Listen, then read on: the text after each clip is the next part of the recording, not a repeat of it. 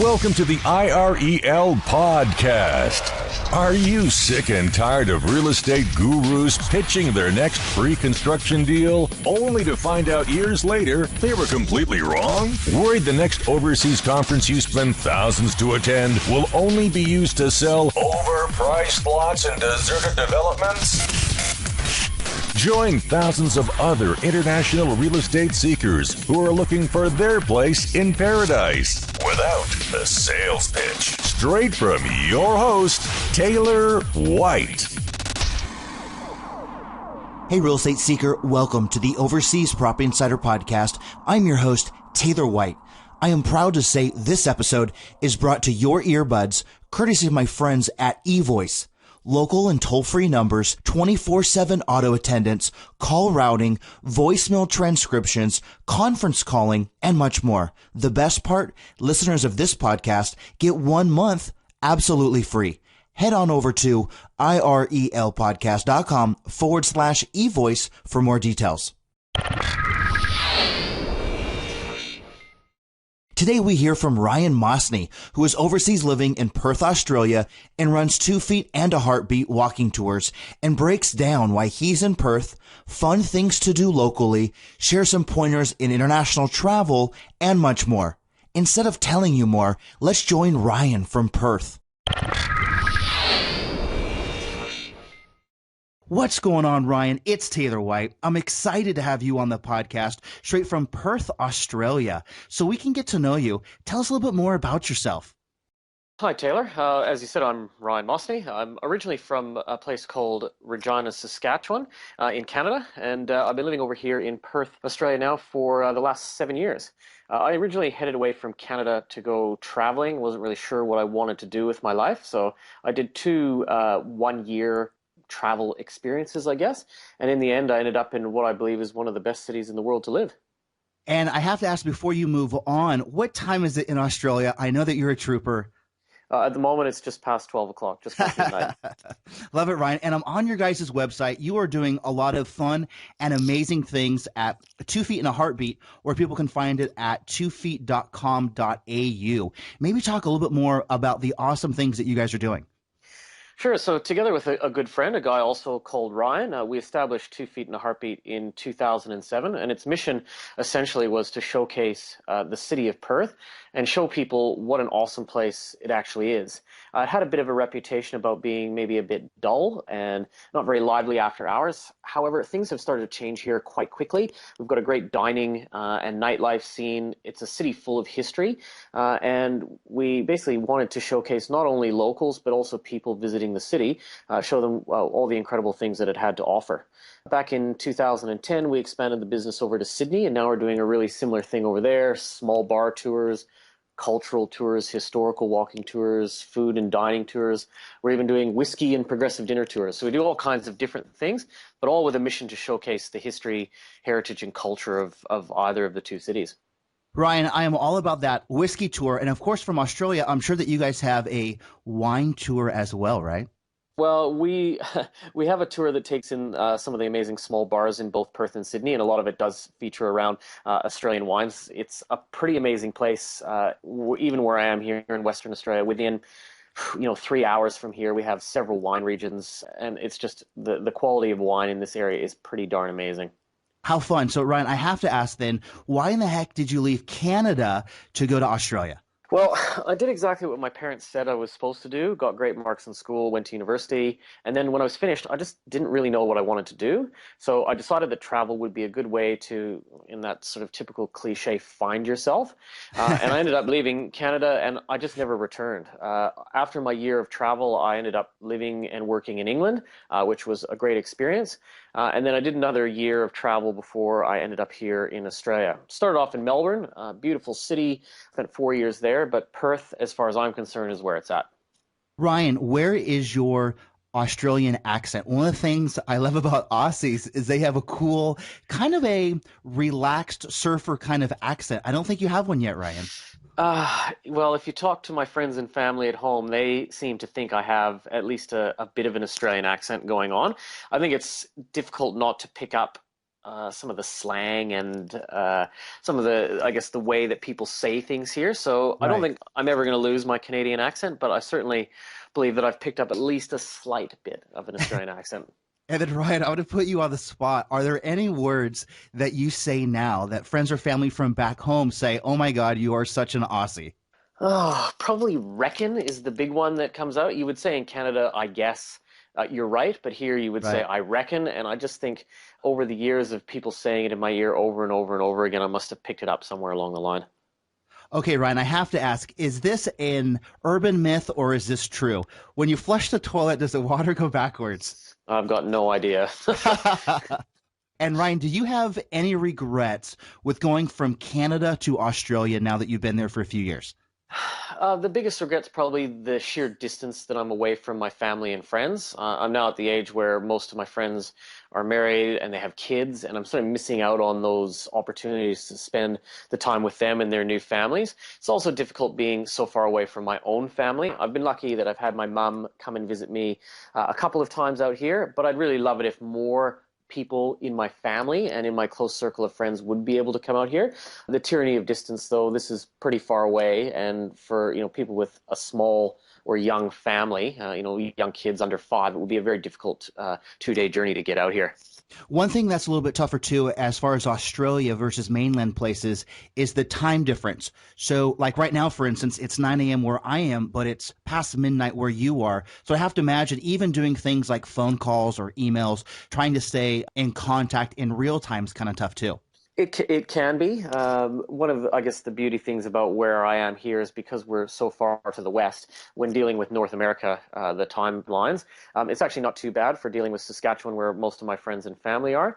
Either sort of, as soon as I get up in the morning till about midday is generally pretty easy to get a hold of people. But depending on where they are in the world, it can make it very, very difficult. And time change is always something you've got to take into consideration. Nobody wants a phone call unless they're expecting it anyways at 2 or 3 in the morning. That's right. And Ryan, could you talk maybe a bit more about some of the awesome places that you've been from Canada to now in Australia? Yeah, so when I first left home, I went to places like the Cook Islands and Fiji. Wonderful places, beautiful people, amazing scenery. Spent quite a lot of time in New Zealand, which was a wonderful country. Really enjoyed the adventure element of there, things like skydiving and bungee jumping, flying foxes, whitewater rafting. If it's some sort of adventure thing, they've got it there in New Zealand. It's just a great place. I really enjoyed my time when I first visited here in Australia as well. I never made it as far as Western Australia when I was here the first time, but really enjoyed the backpacker trail along the East Coast. With a couple of friends, I purchased a van and we traveled from Sydney as far north as to the far north Queensland, and then back down through the middle. And it was absolutely a brilliant, brilliant holiday. I love Southeast Asia. Thailand is a great place, both the culture, the friendliness of the people, and the sort of lifestyle on the islands where you can get away. And then living in Europe is fantastic. England's so central to, you can fly to Norway for the weekend or you can go to Amsterdam for the weekend. And there's really, growing up in Canada, which seems so far away from everything, and now that I'm here in Australia, it is quite far away. When you live in a place like England, you're so close to so many different places within an hour or 2-hour flight. Ryan, you've been to a lot of amazing places. Do you keep track of how many countries that you've been to? No, I don't. I have a diary that I took when I went traveling, and I'm sure if I tallied it all up, I also collect the flags of the countries with little patches, but I've never ended up sewing them on anything or really ever looking into it. It was just something that I did when I went away traveling. I still collect them. They're just now spread across a couple of boxes of stuff that I have stored in Canada and the more recent travel collections that I have here in Australia. So, Ryan, you've traveled to a lot of amazing places, and I'm sure that you've picked up some travel hacking tips that you might want to share. So I'm going to go down a list and then maybe say a few words about each one if it resonates with you, okay? Sure. What might be one strategy as far as banking? I know a lot of people are traveling, they have a debit card, they kind of wonder about local money or about other things. What might you give as a strategy for banking? Well, look, as far as traveling goes, depending on where you're going, I'm a firm believer that cash is king. I have it's hopefully there's no criminals listening, but I have this belt that I wear when I travel, and on the inside of the belt has a small zip, and I just fold up usually some hundreds, US 100s or 50s, and I always have that with me. Now, I'll go through an entire month of holiday and never touch them. Sometimes, but other times they become a necessity, and it's always good just to have those with you. I like carrying a variety of means to access my cash, whether that's my own personal cards, or now they have these ones that you can load. You can buy them here from the post office or from your local bank, and it works just like a credit card. However, you preload the money at a predetermined exchange rate, and you can top up from your bank account with any internet connection, no matter where you are. So the combination of cards, cash, and these sort of cards that you load up with your own money that serve as a credit card or debit card. I think that now there's more flexibility than ever. We don't have to worry about things like traveler's checks anymore, which is great. So one thing that comes to mind about Perth is the cost of living. I know it can be a tad expensive.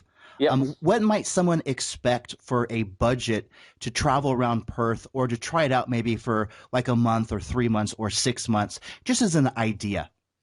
Well, look, the cost of living is very high here, and it's due, one, to its geographic isolation. There's not a lot of other cities nearby, and so lack of competition means things are a bit higher. As well, we're experiencing a large mining and resources boom here, which is driving up wages, which pushes the cost of living up. Probably in comparison to, let's say, another Australian capital city, you would be looking at spending on average of probably 15 to 20% more spending your time here in Perth on food, on accommodation, on tours and transport. It's just a fact of life that things are a little bit more expensive here. Having said that, though, like any place, there's bargains. There's budget accommodation that's maybe a little bit further out of the city, that's convenient or close to public transport, which is quite affordable, clean, and very modern here. As well, things like food, a bargain can always be found around town. And so, while it is a bit more expensive, it's really not that bad. If you're looking at staying here for a month, 3 months, 6 months, there's good options for holiday making visas where you can work at the same time. And because of the mining boom, it's created skill shortages in other areas where, you can earn a good living here. While the cost of living is high, wages are also much higher here than they would be doing an equivalent job, let's say in the United States or even in Canada. So if you were a waiter, bartender, working in the customer service or hospitality industry, you can probably expect to earn on a standard wage a lot more, sometimes 3 to 5 times as much as you would somewhere in North America. So Ryan, give me a little geography lesson. If we're looking at a map of Australia, better explain where Perth is located. Okay, we're in the southwest corner. So most people are familiar with where Sydney is. It's the largest city. It's where most international flights fly into. Melbourne's down on the south coast. And then we're all the way around to the far west, not right in the very bottom corner, but just up from the bottom corner. So there's Perth is the only major city in Western Australia of any size. It's got approximately 1.9 million people. And we've got in the state, which represents roughly 1/3 of the Australian continent, there's just over 2 million people. So the vast majority live in Perth. The rest is a wide open expanse. Some areas are beautiful wine regions. Hopefully people have had a chance to taste the wonderful wines that come from the Margaret River region. They're distributed around the world, and they're pretty good to live so close to that. But we also have agricultural areas and desert landscapes, incredible landscapes that are red earth and meeting the ocean. It's just a pretty amazing place here in the West. Ryan, I'd love to hear some more about your favorite places, restaurants, museums, or some of your favorite tours that you guys offer in Perth. Okay. Well, look, a lot of my favorite places revolve around the Perth Central Business District, or as some people might refer to as downtown. Over the last 5 or so years, there's been a real renaissance in the city where people have moved back into the city, apartments have been built, restaurants, bars, and other nightlife, dining, and entertainment options have flooded back into the city. One of my favorite spots in the city, it's a real casual bar, and this one might be great for budget travelers. It's a place called Choo Choo's. It's just off St. George's Terrace, which is the main street that runs through the city center, and it's in a development called the Brookfield Place. It's very, very casual. It's surrounded by bars that might require you to wear a collared shirt and some nice shoes to get in, whereas this one is more of an industry bar. It's come as you are. So if it's a hot afternoon, it might be 35 degrees Celsius or above here, and there'll be people wearing jeans and leather shoes to get into some of these more fancy bars. You can pop into Choo Choo's, have a nice relaxing drink in your shorts and a t-shirt, and there's no worries at all about heading in there.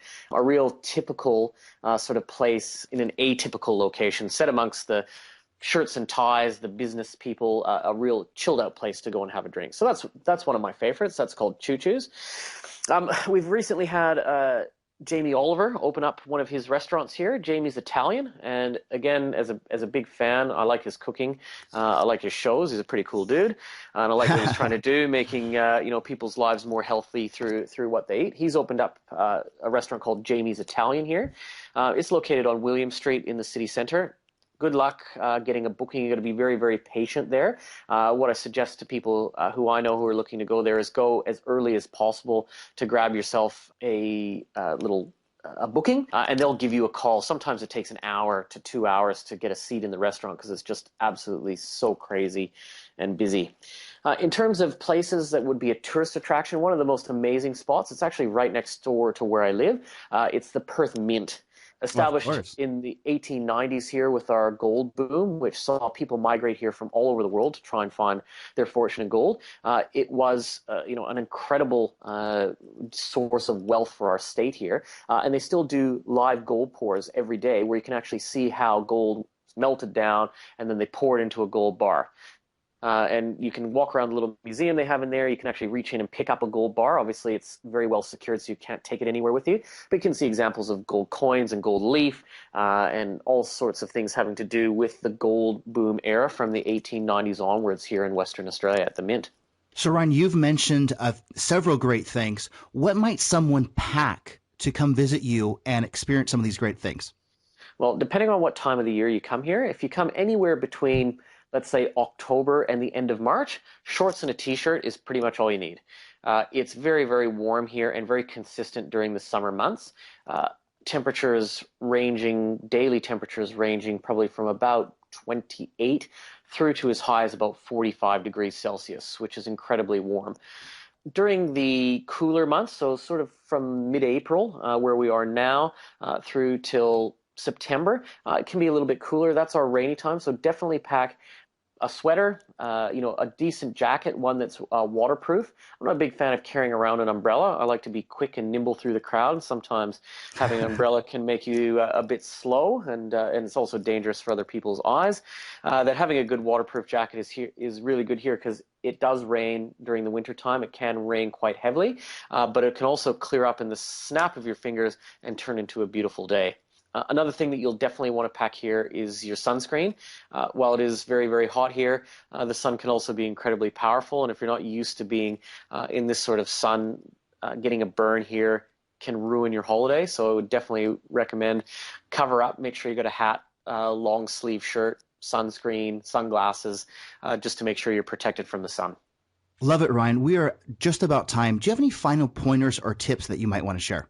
About coming to Perth, I guess it's just make the effort. It's definitely worthwhile coming here.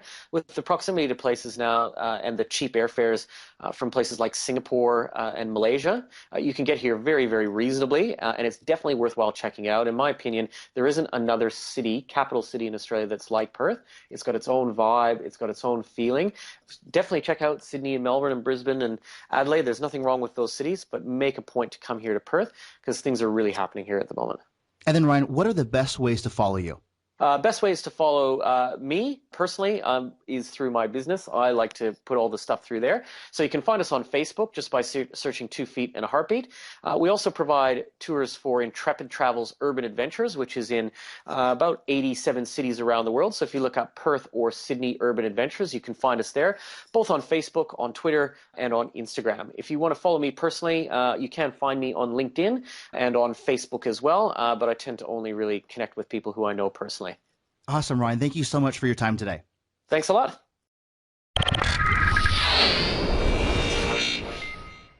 I want to thank Ryan once again for giving us his take on what overseas living is like in Perth, and look forward to following his journey as he continues to run his 2 Feet and a Heartbeat walking tours.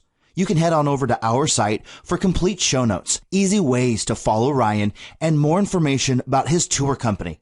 And don't forget, if you are on the road as much as Ryan is, you need a great way to route all of your personal and business calls to one number wherever you may be.